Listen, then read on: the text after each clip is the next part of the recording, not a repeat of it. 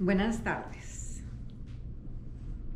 This piece that I'm going to read is from my soon-to-be completed novela. In this passage, the main character is 80.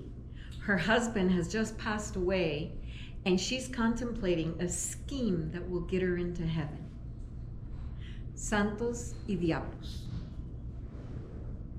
Berta Julia got off to a late start in her pursuit of heaven, but no matter, she was sure that she would be rewarded anyway.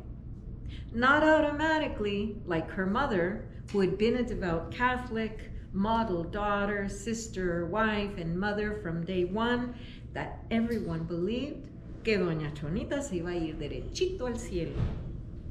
Of course, that kind of life and reputation gets you straight to the front of the line. But Berta Julia had to work at it, really work for it, as hers had not been the saintly life of her mother. First of all, she enjoyed worldly pleasures far too much and never understood either the point of delayed gratification. Que mañana ni que nada, ahorita mismo, had been her motto.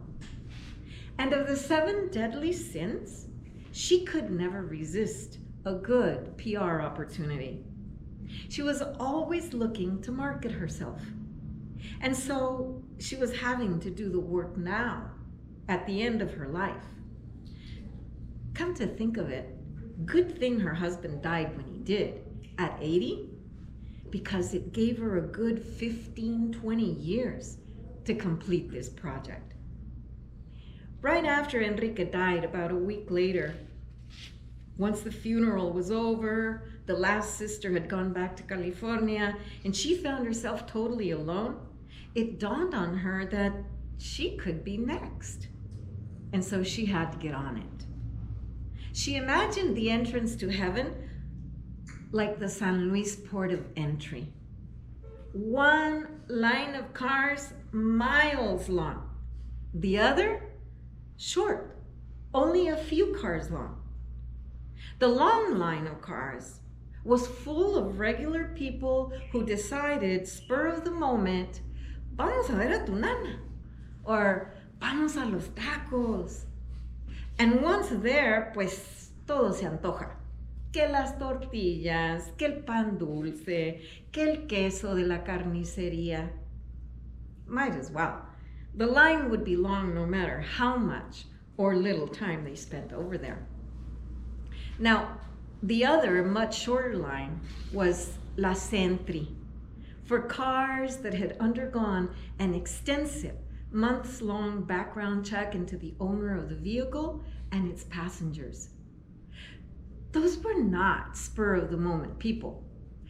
They had submitted an application to the Department of Homeland Security, waited patiently for months, and finally one day received an official letter. Congratulations. You have been approved to participate in the Sentry program. Please carry this document with you when crossing through any port of entry. It looked like a credit card, only it was issued by the federal government and had the official seal on it. This tarjeta Sentry affords the owner the privilege of not having to undergo all that scrutiny and abuse reserved especially for regular people. No questions, no searches, no secondary inspection, nada. Good morning. Have a nice day. Thank you very much. The border officials manning that line couldn't be nicer. They wave you through and off you go. Berta Julia imagined 2 similar lines to get into heaven. Surely her mother, with all her suffering and pious behavior, had qualified for this accelerated line to get in. Meanwhile, the other line inches forward. The temperature soars over 100. Cars overheat. Tempers flare. And when those people eventually arrive at the inspector's booth, there's no good morning, no have a nice day, thank you, menos, Only a series of questions designed to make it feel like an interrogation. Citizenship? Would you roll down the back windows? How long were you in Mexico? Where in Mexico have you been? What was the purpose of your trip? Any fruits or vegetables? Y más. The exchange is tense, and after every question, the driver wonders, is he sending me to secondary inspection? Are they gonna take my car apart, looking for evidence of a crime? It's enough to make you pee a little bit. But Berta Julia imagined herself in this line. You see, she had never planned ahead. She'd been focused on the here and the now, and mostly she'd been focused on Enrique. First on being friends, then on being more than that, then on being his wife, then on having lost him to that desgraciada, and then, oh my God, after 20 years he comes back and she gets a second chance. Which means that at 60, she now has to focus on not losing him otra vez. When Enrique died and the respectable mourning period had passed, Berta Julia decided to go for it, the whole thing. She was 80, her options limited, and the days left to execute a plan, precious few. At this point, the only chance she had of getting into heaven was if she mounted a massive PR campaign. It would involve getting people to doubt their memory of her and all the chingaderas she had done, and replace them with a cleaned up version of herself. She would have to rewrite her history. She could do it. She would start tomorrow, and by the time it was all said and done, her image would have undergone a massive cleanup job, the likes of which nobody's ever seen before. Berta Julia, they'll say, ay, esa mujer se va a ir derechito al cielo con tis zapatos. And St. Peter would have to let her in. That's Berta Julia. And she's got some plans. She's got some plans. Fast forward 15 years. And we see that her plan didn't work out like she wanted. This last piece that I'm going to read is from the last section, actually, of the novel. And it's a short conversation between the spirit of a deceased Berta Julia and her daughter Olivia. Berta Julia's soul is in purgatory and about to get kicked out if she doesn't get her act together. La Pygmalion Chicana. Berta Julia was down to the only remaining person who could help her. Like alcoholics who refuse to admit there's a problem and eventually lose everything, Berta Julia burned through all the people who had tried to help her. Sisters, friends, husband, daughter, they all tried for years, but she preferred to lose them than own up to her mistakes. And now they were either not talking to her or dead. And her only remaining daughter, Olivia, was her last best chance of getting out of purgatory.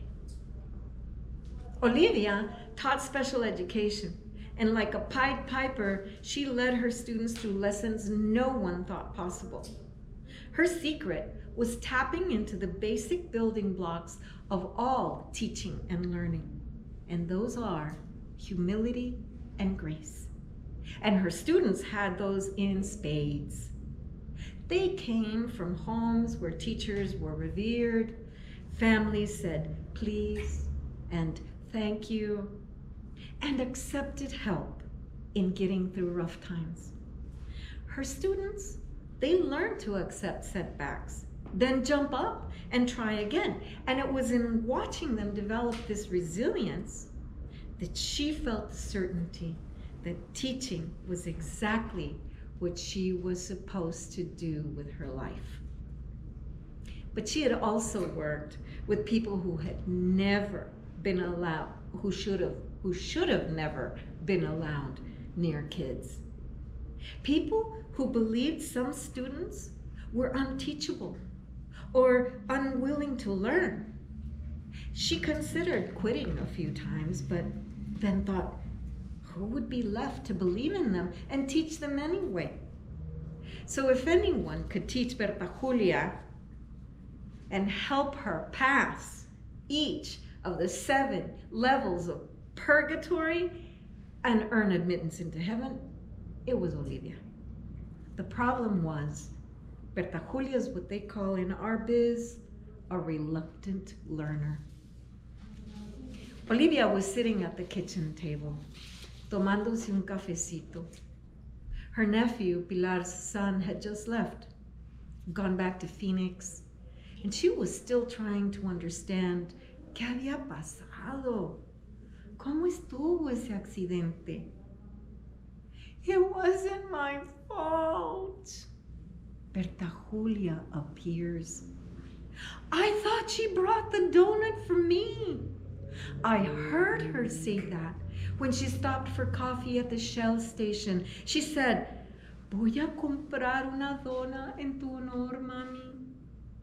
So when she took it out of the bag, I went for it.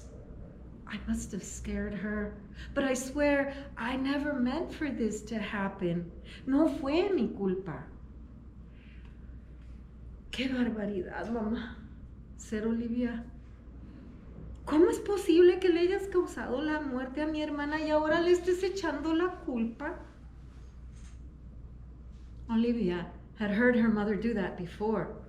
Blame others for her bad behavior, many times. But this time, she had caused an accident, and her daughter was dead. Es que nada, Olivia said. La mataste, mamá. Yo no sé cómo esperas salir del purgatorio si allí se va a pagar lo que se debe, no a seguir extendiendo la deuda. No, no es cierto, no fue mi culpa.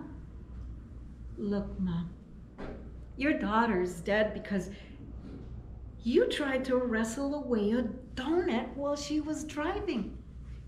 How are you going to make up for that?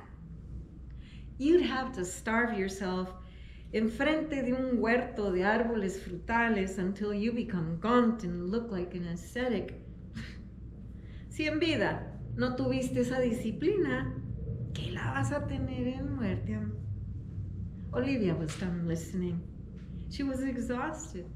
She had just returned from scattering her sister's ashes over Playa San Miguel. Pilar had learned to surf there and always said that someday she would go back for one last ride. Olivia got up from the table and left her mother there, hablando sola. I'll do it, I promise. I'll go to every buffet in town and watch people filling their plates with all my favorites and even watch them come back for seconds. You'll see. But you have to help me, Olivia. Mija, me tienes que ayudar. Thank you. Thank you so much for listening.